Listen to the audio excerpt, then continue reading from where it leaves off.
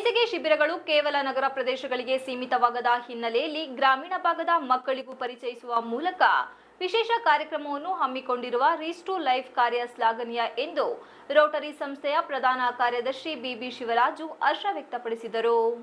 ತಾಲೂಕಿನ ದುಮ್ಮೇನಹಳ್ಳಿ ಗ್ರಾಮದಲ್ಲಿ reach to life trust ವತಿಯಿಂದ 5ನೇ ವರ್ಷದ ಚಿಣ್ಣರ ಮೇಳ ಸಮಾರೋಪ ಸಮಾರಂಭದಲ್ಲಿ ವಿದ್ಯಾರ್ಥಿಗಳಿಗೆ ಬಹುಮಾನ ವಿತರಿಸಿ ಮಾತನಾಡಿದ ಅವರು, ಬೇಸಿಗೆ ಶಿಬಿರಗಳೆಂದರೆ ಕೇವಲ ಹಣ ಗಳಿಕೆ ಮಾತ್ರ ಎನ್ನುವ ದಿನಮಾನದಲ್ಲಿ ರೀಚ್ ಟು ಲೈಫ್ನ ಸಂಸ್ಥಾಪಕಿ ಕೃತಿಕಾ ಪುಟ್ಟಸ್ವಾಮಿರವರು ಯಾವುದೇ ಫಲಾಪೇಕ್ಷವಿಲ್ಲದೆ ಸೇವೆಗೆ ತಮ್ಮ ಬಾಳು ಎಂಬಂತೆ ಗ್ರಾಮೀಣ ಭಾಗದ ವಿದ್ಯಾರ್ಥಿಗಳು 10 ಹಲವು ಕ್ರೀಡಾ ಚಟುವಟಿಕೆಗಳ ಮೂಲಕ ವಿದ್ಯಾರ್ಥಿಗಳಿರುವ ಪ್ರತಿಭೆಯನ್ನು ಹೊರತರುವ ಕೆಲಸ ಮಾಡಿದ್ದು, ಈ ಭಾಗದ ವಿದ್ಯಾರ್ಥಿಗಳಿಗೆ ಆಂಗ್ಲ ಭಾಷೆ ಬಗ್ಗೆ ಹಾಗೂ ಚಿತ್ರಕಲೆ, ನೃತ್ಯ, ಯೋಗಾಸನ, ಕರಾಟೆ, ಸಂಗೀತ ಇನ್ನಿತರ ಕಾರ್ಯಕ್ರಮ ಆಯೋಜಿಸಿದಲ್ಲದೆ ತಮ್ಮ ಸ್ವಂತ ಖರ್ಚಿನಲ್ಲಿ ಆ ವಿದ್ಯಾರ್ಥಿಗಳಿಗೆ ಕಂಪ್ಯೂಟರ್ ತರಬೇತಿ ಕಲಿಸುವ ಮೂಲಕ ಎಲೆಮರೆ ಕಾಯಿಯಂತೆ ಸಮಾಜ ಸೇವೆ ಕೆಲಸ ಮಾಡುತ್ತಿದ್ದು, ಇವರಿಗೆ ತಮ್ಮ ರೋಟರಿ ಸಂಸ್ಥೆ ವತಿಯಿಂದ ಸಹಕಾರ ಮಾಡಲಾಗುತ್ತದೆ ಎಂದು ಶುಭ ಹಾರೈಸಿದರು.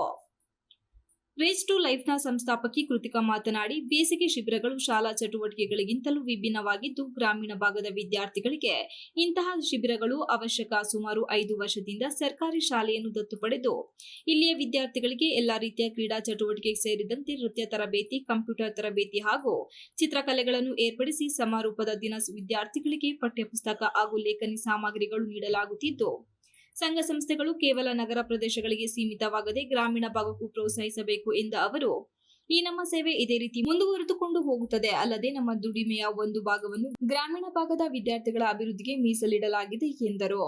ಈ ವೇಳೆ ಶಿಬಿರದಲ್ಲಿ ಭಾಗವಹಿಸಿದ ವಿದ್ಯಾರ್ಥಿಗಳಿಗೆ ಸಾಂಸ್ಕೃತಿಕ ಕಾರ್ಯಕ್ರಮ ನಡೆಯಿತು. ಒಂದು ಸರ್ಕಾರಿ ಶಾಲೆಯನ್ನ ದತ್ತು ತಗೊಂಡು ಮಕ್ಕಳ ವಿದ್ಯಾಭ್ಯಾಸಕ್ಕೆ ಹೆಚ್ಚಿನ ಅನುಕೂಲ ಮಾಡಿಕೊಡ್ತಾ ಇದ್ದಾರೆ ಹಾಗೂ ತಮ್ಮ ಸಂಸ್ಥೆ ಮೂಲಕ ಈಗಾಗಲೇ ಕೋವಿಡ್ ಅಂತ ಬಡವರಿಗೆ ಅನುಕೂಲ ಮಾಡಿಕೊಡೋ ನಿಟ್ಟಿನಲ್ಲಿ ಉತ್ತಮ ಕೆಲಸವನ್ನ ನಿರ್ವಹಿಸಿದ್ದಾರೆ. ಮುಂದೆ ಕೂಡ ಅವರು ಈ ರೀತಿ ಉತ್ತಮವಾದಂಥ ಕೆಲಸಗಳನ್ನ ಮಾಡಲಿ, ಅವರಿಗೆ ಬೇಕಾದ ಸಹಕಾರವನ್ನ ಕೂಡ ನಾವು ಕೂಡ ನಮ್ಮ ರೋಟರಿ ಸಂಸ್ಥೆಯಿಂದ ಮಾಡ್ತೀವಿ ಅಂತ ಹೇಳಿ ನನ್ನ ಮಾತನ್ನು ಮುಗಿಸ್ತೇನೆ.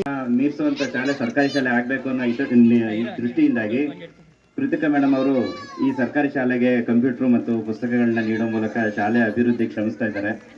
ಮುಂದೆಯೂ ಕೂಡ ಅವರು ಈ ರೀತಿಯ ಸಹಾಯವನ್ನ ಮಕ್ಕಳಿಗೆ ಮಾಡಲಿ, ಇವ್ರಿಗೆ ಬೇಕಾದಂತ ಸಹಾಯವನ್ನ ನಾವು ಕೂಡ ಮಾಡ್ತೀವಿ ಅಂತ ಹೇಳ್ತಾ ನಾನು ಹೇಳ್ತೀನಿ.